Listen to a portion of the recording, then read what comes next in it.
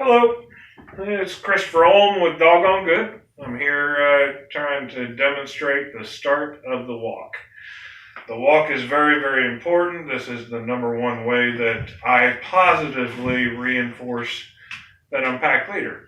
It's where the dog must stay slightly behind, not allowed to smell, not allowed to pee, not allowed to poo, unless I say go ahead. All right. It's a very structured walk. It dictates me as pack leader. My goal is to emphasize that I'm leader.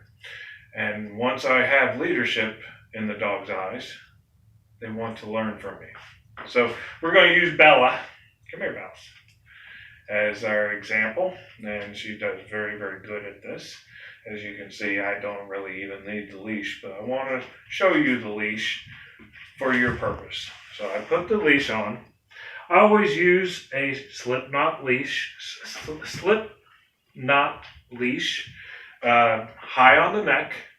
The lower on the neck, the more authority and pull the dog has. The higher on the neck, the more authority I have.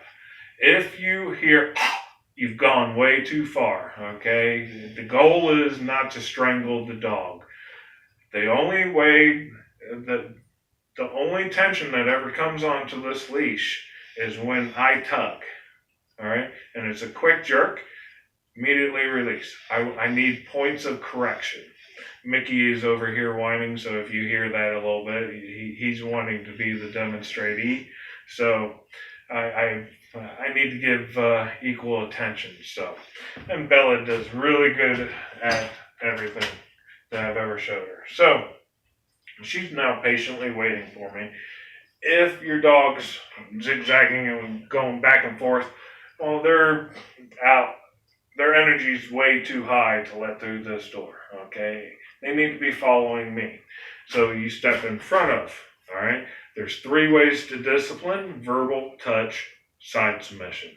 If the verbal's not working, sit, all right? Then you need to do the touch. Very firm in the chest. After a couple of attempts of that, I need you to move to the next step, because this is a conflict of leader-follower. The winner of this battle is going to be the winner ultimately in the war of leadership. So, if she's not listening to my touch, my next step is to pin her and bring that energy back down to 0. I need a dog at 0 in order to move them forward. So you ready, Nick? All right. So she must be sitting and waiting. All right. Anytime I make movement and she moves forward, attempts to, even if it's just a little paw forward, a lean forward, anything of that nature, a movement towards the door on something that I'm doing, jiggling the knob or opening up the door completely. Anytime she moves forward, my goal is to step in front of and verbal. All right, the eyes come straight up to me like, what do you want? So my next attempt to get her attention is to jab. Okay, again, don't cause pain, don't cause fear. And then open the door, looking for any movement of the dog. All right, not one movement forward. Just a second. Charlie, lay down. Charlie, lay down. Lay down.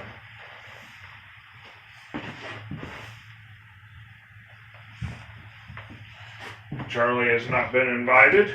She did not listen to the touch, so she got a mini pin. All right, it's where I basically just push on the head until they lay down.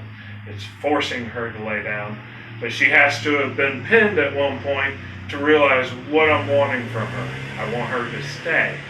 It's very much like a boot camp that I have for the first 3 weeks. All right, very, very important that I impose the rules that they must follow. So step out, and then you invite. Come on. Now, it's very important when she's out here that she turn back around and her eyes don't leave me. Once her eyes are out here scanning, she's looking for squirrels, rabbits, cats, whatever, targets. All right? She's going to look for targets. If she's looking for targets, she's not paying attention to me. It's very important that you pay attention to the leader. All right? Once you do this for 3 weeks of rules, you end up with a dog you don't even need to have a leash or a collar on. Bells. She doesn't run away. Bells. She's looking around. She's just seeing what's going on. Come on. And she knows what I expect. I expect calm, relaxed dogs.